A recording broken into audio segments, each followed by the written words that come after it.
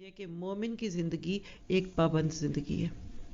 وہ دنیا میں آزاد ہے کہ جو چاہے کرے، اس کے باوجود بھی وہ خود بخود اللہ کی بڑائی کا اعتراف کرتے ہوئے اپنے آپ کو پابند بنا لیتا ہے۔ جیسے کہ شادی کے بعد مرد زبردستی تو نہیں کہتا کچھ کرنے کو، لیکن اچھی عورت خود بخود اپنے آپ کو کچھ پابندیوں میں جکڑ لیتی ہے۔ تو ایک مومن اپنے آپ کو عہد کی رسی میں باندھ لیتا ہے۔ یہ جو لفظ نا عقیدہ، عقدہ، عقیدت، یہ رسی ہوتی ہے۔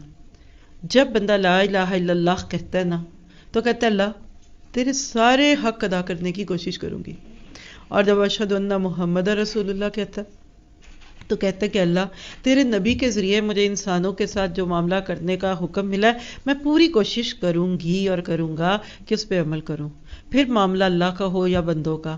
ایک سچا مومن اپنے آپ کو عہد کا پابند رکھتا ہے۔ وہ اللہ سے معاملہ کرتے ہوئے بھی ڈرتا ہے، جس طرح وہ نماز چھوڑتے ہوئے ڈرتا ہے اسی طرح وہ اپنی بیویوں کے حقوق چھوڑتے ہوئے بھی ڈرتا ہے، اسی طرح ماں باپ کے ساتھ بدتمیزی کرتے ہوئے بھی ڈرتا ہے، اور وہ صرف وہ کھاتا ہے جس کو اللہ حلال کہتا ہے، اور وہ چھوڑ دیتا ہے جس کو اللہ حرام کہتا ہے۔ جہاں روکا ہے رک جاؤ، جہاں حرام کی کیفیت میں کھڑا کر کے پیش کر دیا کہ اللہ نے کہہ دیا شکار حرام ہے تو حرام ہے، آگے آیتیں آنے لگی ہیں۔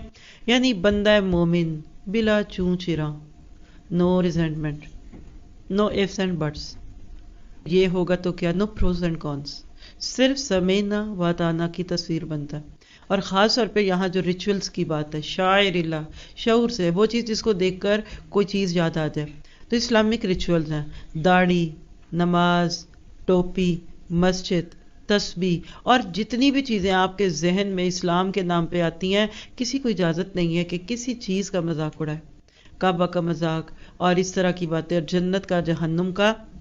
جتنا زیادہ اللہ کا ڈر اور تقوی ہوگا اتنا انسان اپنے دل میں ان ساری چیزوں کا ادب رکھے گا۔ آج وقت کے ساتھ جرت بڑھ گئی، بعض دفعہ ڈراموں میں، اسٹیج پہ اور ادھر ادھر مذاق اڑایا جاتا ہے، جنت کا مذاق، جہنم کا مذاق، ساس کا مذاق، بیوی کا مذاق اور داماد کا مذاق۔ بڑا ہی لو کلچر ٹیسٹ ہے ان لوگوں کا جو ایسے لطیفے سنتے یا انٹرٹینمنٹ کے نام پر ایسی بیکار چیزیں دیکھ دیکھ کر رہتے ہیں۔ ایمان والا ڈرتا ہے کہ کہیں میں کسی کے بارے میں کوئی ایسی بات نہ کہہ دوں کہ میں ظالموں کے کٹہرے میں کھڑا کر دیا جاؤں۔